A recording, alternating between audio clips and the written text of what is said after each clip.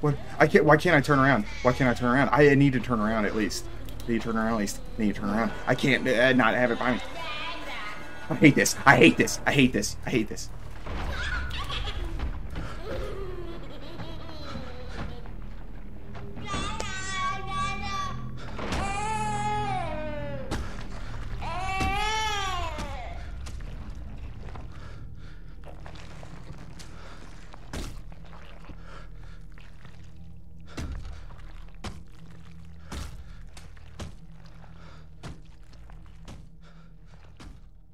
Well, I should have known how this was going to go. So yeah, it's been a bit. Well, actually, hold on. Look at this.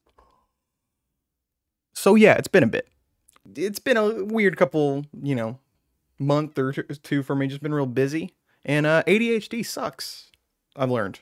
Really. Untreated ADHD really sucks. So, hey, get treated for whatever you got going on. But yeah, sorry for the absence. I did buy this thing here. I set this up to get my audio quality better. Hopefully this sounds okay. You know, it's been an absence. Thank you for joining me. This is going to be my Resident Evil Village review, the long-awaited, that I was supposed to post who knows how long ago. Hopefully, I'm going to stop setting deadlines for myself and just week to week post new video. And stick with my Game Pass videos. There hasn't really been anything on Game Pass, I will say, if you're looking for that series. But I got a video coming next week. I had to wait till I got this microphone arm so I can actually have good audio quality during it. It's been an absence. I want to thank you for joining me. Without further ado, let's get into this game because it's a wild one. I mean, it's a lot. It's a lot.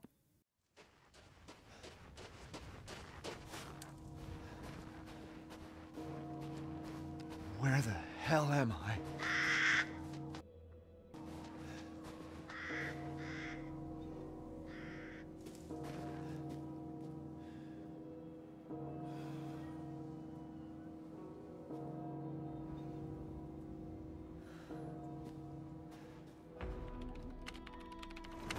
Alpha Team is flying around the forest zone, situated in northwest Raccoon City, where we are searching for the helicopter of our compatriots, Bravo Team, who disappeared during the middle of their mission.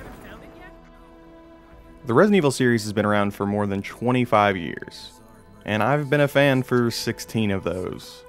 Jesus, I feel old even saying that. Since Resident Evil 4, the series has increasingly gotten crazier with each entry, and somehow I still was not prepared for how bonkers Resident Evil Village gets.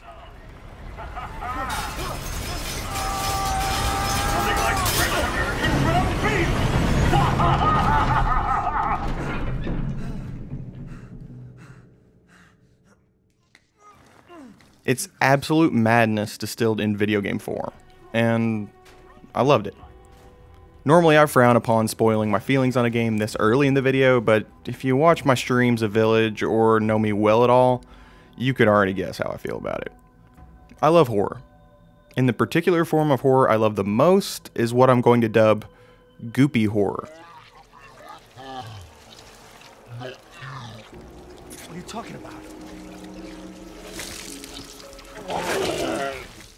Horror that focuses on gross out, almost comical-like gore over actual scares. Growing up, I would rent whatever schlocky 80s horror classic had the best cover at my local video store. And that led to me discovering my need for goop.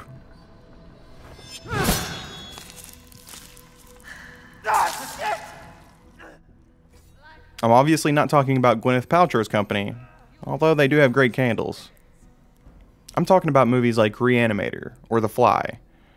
They inspired my love of goop, and I haven't been the same since. Just ask my therapist. No games have captured the pure wonder of goop like the Resident Evil series, though. And Resident Evil Village is no different. So that's it. You know how goopy Village is now, so you can go ahead and pick it up, and I'll see you all later. Join me next week where oh, you're still here. Oh, okay. I guess you're too good for the goop. Alright, you know, whatever. Everybody's got their preferences, so fine. If you think you're too good for the goop, let me help you out and find out if Resident Evil Village is right for you.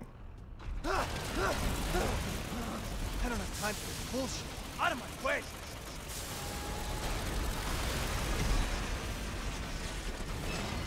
More so than almost any other series, the Resident Evil series varies wildly from entry to entry. You've got the first couple of games that really vitalized the survival horror genre, but around Nemesis and Code Veronica, the series started to get a little tired. Capcom took another route for Resident Evil 4 to bring the franchise back into the limelight, and they most definitely succeeded. Resident Evil 4 is one of the greatest games of all time, and even with its diversion into full-on action at times, fans of the series accepted it with open arms. Primarily for its quality above all else, because that sentiment quickly changed with its sequel, Resident Evil 5.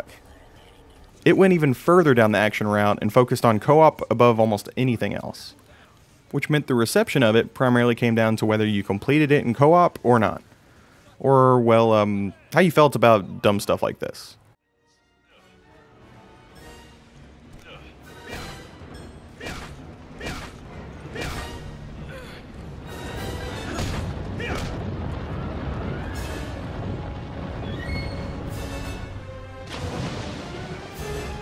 I, of course, adore dumb stuff, so I loved Resident Evil 5.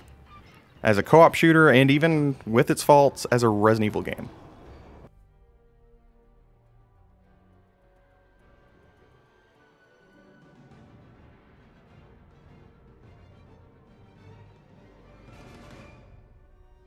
After that, weirdly enough, Capcom skipped right past a 6th installment and moved straight to Resident Evil 7. It's very weird. I can't find any information about it, and when I do look it up, I get a nosebleed and I wake up later outside in a ditch I dug. Very weird.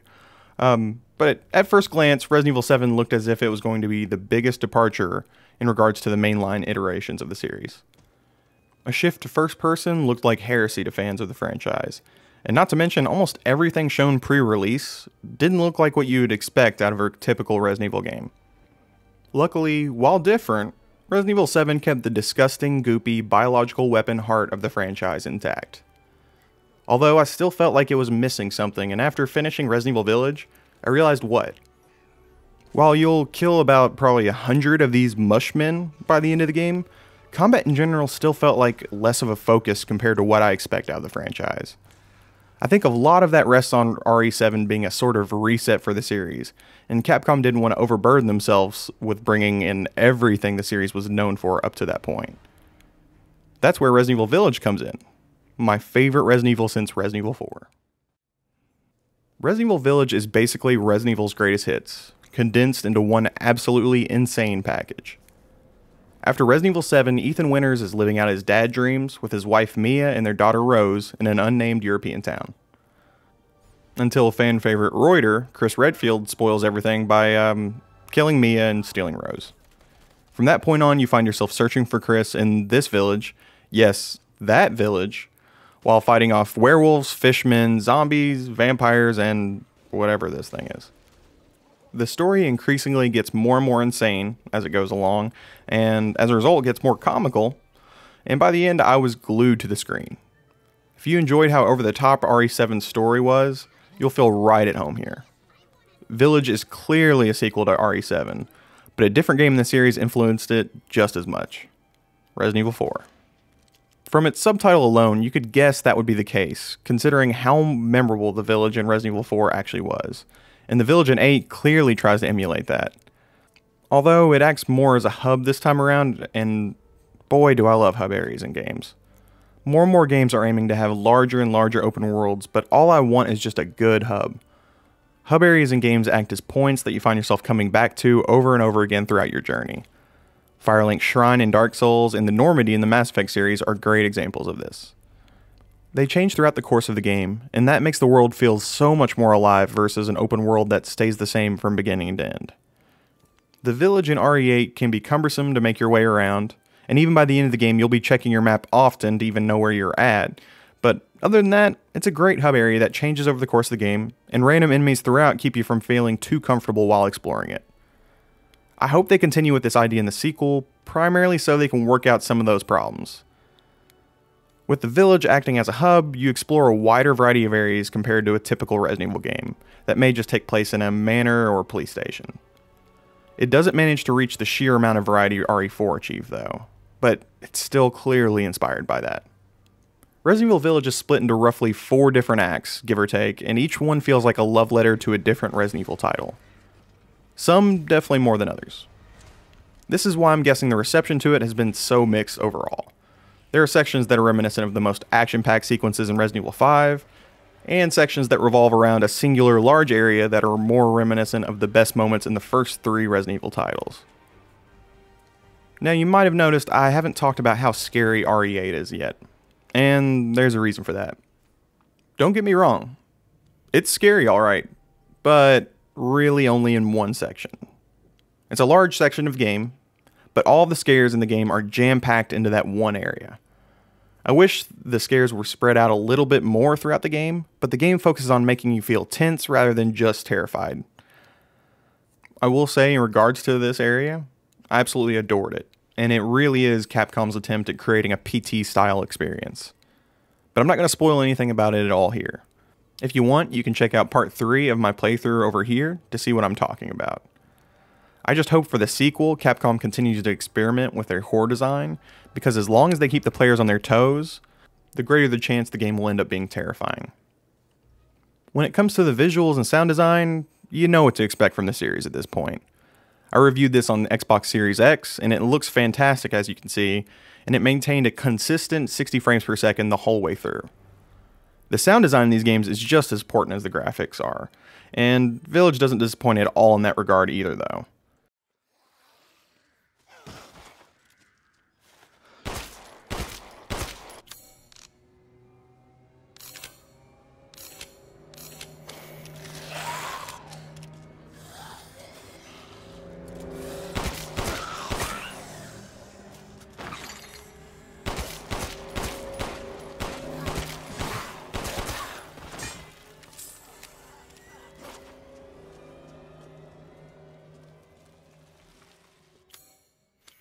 Everything sounds absolutely disgusting, and, you know, of course I love it. When it comes to art design, I love how much range the game has and how much freedom the art designers had in regards to the enemies and bosses, compared to the normal, bloated, pus-filled monsters the series has been laden with for so long. That's not to say that you don't fight some mushmen and disgusting, pus-filled monstrosities along the way, but the variety of enemies is much needed. You can see all of this just from the review though, so let's move on to the gameplay. Listen, before everyone jumps down my throat, I'm going to trash Resident Evil 7 just for a bit. But A, I need to vent about this, and I don't want to do a whole video on this at this point. And B, Village's improvements over 7 are subtle, but extremely beneficial to the overall experience. So alright, here we go. Why are there so many mushmen? I am tired of mushmen, man. Oh, sorry. I'm tired of mushmen, comma, man. Other than the bosses, it felt like every enemy in Resident Evil 7 was the same, which ended up taking the tension out of most encounters. Not to mention the gunplay didn't feel great in the first place. Moving around felt cumbersome for the most part, and firing most of the weapons just didn't feel all that satisfying. I mean, I do get it. Ethan Winters is a lame nobody who couldn't even punch a boulder if his life depended on it. But firing a shotgun should still feel great, or, well, terrifying within itself. In comparison, Village's weapons feel a lot more satisfying, and the movement just feels a lot more responsive in general.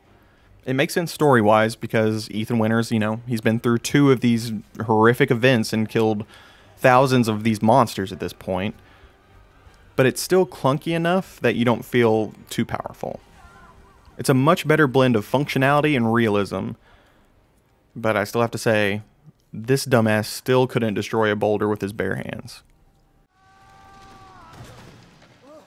Rest while you can, because I will hunt you, and I will break you!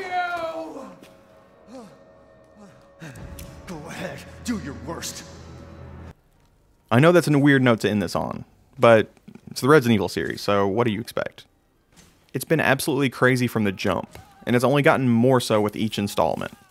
If you're a fan of horror games, you've most likely played one by now, and you know if they're too hokey for you or not. Sure, they can be disjointed at times, and definitely ham-fisted, but I love how the team at Capcom experiments with the series with each installment. On its face, Resident Evil Village plays like a slightly improved RE7, but it meant so much more to me. I could feel the love for the franchise radiating from this game the whole time while playing it, and it reminded me of the heights the series can actually achieve.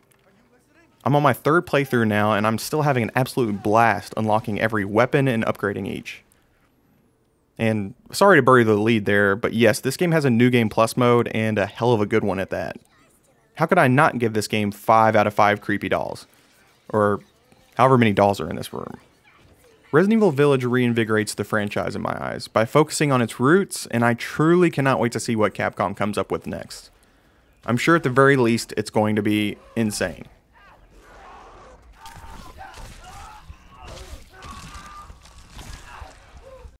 Well, hold on. It's not close enough. You gotta hear my voice better. So yeah, thanks for joining me, you all. Let me know what you think of this review down below. If you liked it, like it. If you haven't subscribed already, subscribe, comment. Let me know what you think of the Resident Evil series.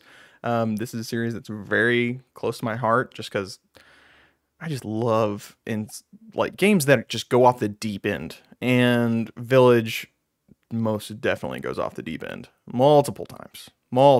I mean, multiple times. But yes, thank you for joining me. Join me next week. I'm not going to put a day on this yet, but I've got some plans on doing it on a specific day. It's a little bit different than a Friday, but I've got plans. But next week I'll be reviewing Ratchet & Clank or Rift Apart on PS5, and it looks very pretty. But yeah, join me next week. I'll be talking about a new PS5 exclusive, and I don't know what I got going on from there. I'm going to be live streaming more. Follow me on Twitch, you know, everything I say at the end of these videos. You know how this goes. You know, you hit the little B bell underneath here. You know, the same thing all YouTubers tell you. All these influencers out here, you know how it goes. So thank you for joining me, and stay safe out there. Pandemic ain't over. It ain't. I'm never leaving the house again.